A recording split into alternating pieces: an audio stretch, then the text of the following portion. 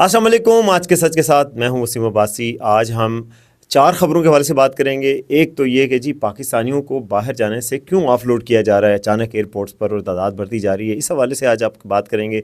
Reason क्या सामने आई है, FIA ने इस हवाले से तहकीकात शुरू कर दी हैं, इस पर बात करेंगे। दूसरा, एक अमरीकी बैंक ने पाकिस्तान, मिस्र और एक और मुल्क के हवाले से $100 अरब की सरमायाकारी करने का फ़ैसला किया है, तो ये पाकिस्तान के लिए एक अच्छी खबर सामने आ रही है, इस पर बात करेंगे।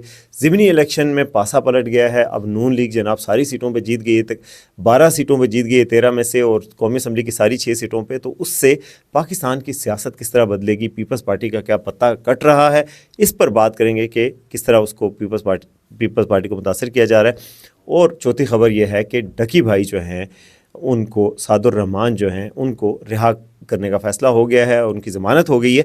इसके पीछे बताएंगे कि क्या मुहर्रिकात हैं। तो सबसे पहले इस चैनल को सब्सक्राइब करें ताकि हम आपको बताएं कि क्या हो रहा है और क्यों हो रहा है। अच्छा जी, ज़िमनी इलेक्शन तो आपको पता ही है। ज़िमनी इलेक्शन में नून लीग ने क्लीन स्वीप तकरीबन कर लिया है। 1 सीट के अलावा 12 सीटों पर जीत गए हैं और 6 उसमें कौमी असम्बली की सीटें हैं। और कौमी असम्बली की सीटों का ये मतलब है कि नून लीग अपने इत्तेहादियों के साथ सादा अक्सरियत यानी 170 सीटें कौमी असम्बली में हासिल करने में कामयाब हो गई है। अब उसे कौमी असम्बली से बजट पास करवाना मसला नहीं रहा, उसे कानून साजी, जो सिंपल कानून है वो एक सादा अक्सरियत से पास होते हैं, वो मसला नहीं रहा। तो पीपल्स पार्टी के हवाले से उसका कॉन्फिडेंस बहुत ग्रो हो गया है और पीपल्स पार्टी की वर्चुअली ज़रूरत नहीं रही। लेकिन क्या पीपल्स पार्टी के साथ रास्ते जुदा हो जाएंगे? ऐसा नहीं लगता, क्योंकि अभी तो तरमीमें आनी हैं। अभी तो पार्टी शुरू हुई है, 26वीं तरमीम, 27वीं तरमीम, अब 28वीं 29वीं तरमीमें भी तो आनी है। तो उन तरमीमों में पीपल्स पार्टी की ज़रूरत रहेगी। याद रहे कि आप इससे पहले मौलाना फजलुर रहमान साहब को इसी तरह ऑफेंड कर दिया गया था, तो फिर बाद में क्या हुआ था, मौलाना के दर पे चक्कर और चकरा देने वाले चक्कर लगा लगा के उनको राज़ी किया था।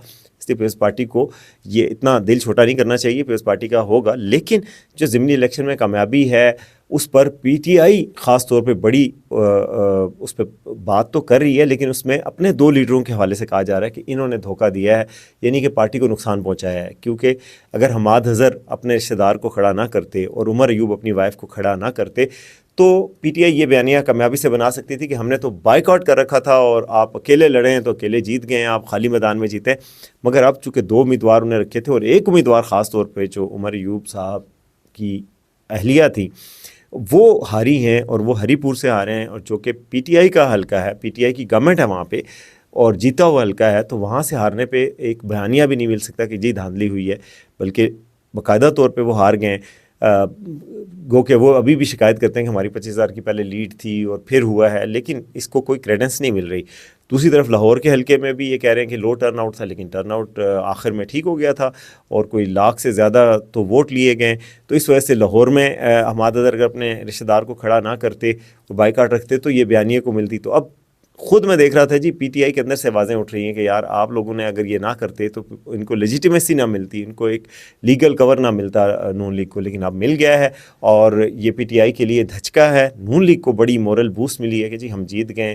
गो के इतने लो टर्न आउट में इतनी बड़ी खुशी बनती नहीं है उनकी, लेकिन बहरहाल वो अब उनको हर लिहाज से फ़ायदा हुआ है। एक तो पार्लियामेंट में सादा अक्सरियत मिल गई, दूसरा लेजिटिमेसी मिल गई, तीसरा जीत गए, और तो ये सारी चीज़ें उनके लिए बहुत मुस्बत रही हैं। तो ज़िमनी इलेक्शन जो है वो नून लीग का रहा।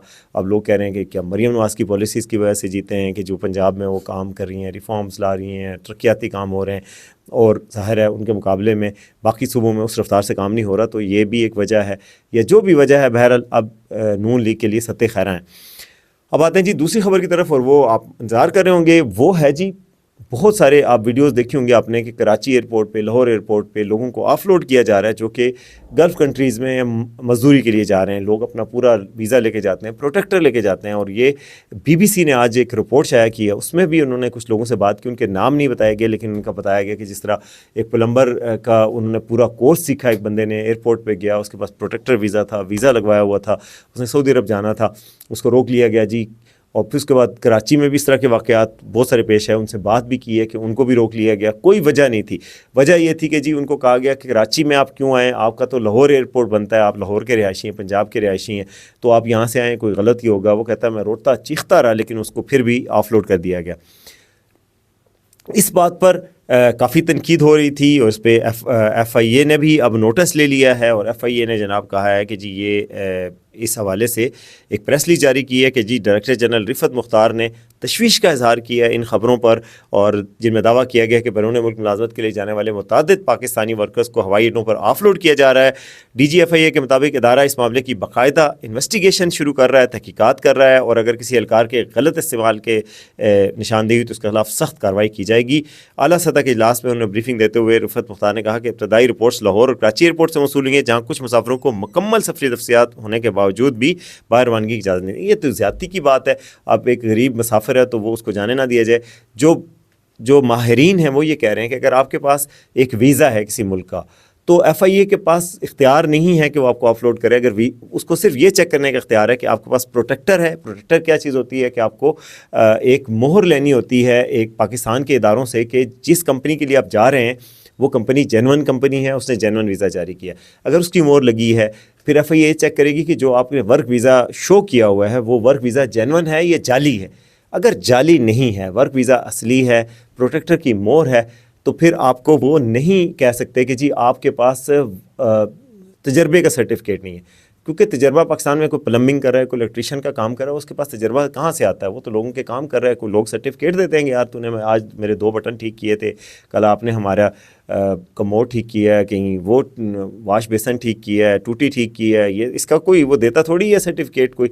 تو یہ پاکستان میں سرٹیفکیشن نہیں ہے، اس کو ہونا چاہیے، لیکن یہ ایف آئی اے کے پاس رائٹ نہیں ہے ماہرین کے مطابق کہ وہ روکیں۔ تو بہرحال اب امید کی جا رہی ہے کہ نہیں روکا جائے گا۔ اگر آپ بھی یا آپ کے رشتہ دار کو مسافر ہیں تو ان کو یہ رائٹس کا پتہ ہونا چاہیے کہ یہ ایف آئی اے زیادتی کر رہا ہے، نہ پیسے دے کے جائیں آپ، نہ ہی آپ آف لوڈ ہونا کی بات مانیں۔ آپ کو اعلیٰ حکام تک یہ شکایت پہنچانی چاہیے کہ جی یہ زیادتی ہے اور یہ غلط ہے، یہ اختیارات کا غلط استعمال ہے، اس طریقے سے آپ نہیں کر سکتے۔ اچھا جی، ڈکی بائی کے حوالے سے خبر آئی ہے کہ ڈکی بائی، آپ کو پتہ ہے ڈکی بائی پورے این سی آئی اے جو ہے نا، national cyber crime investigation cell جو تھا NCCIA، اس پورے کو لے ڈوبے تھے لاہور آفس کو۔ ڈکی بھائی جو سعد الرحمان ان کا نام ہے جی، ان کو آج ان کو ضمانت بالآخر مل گئی 10 لاکھ کے مچلکوں سے۔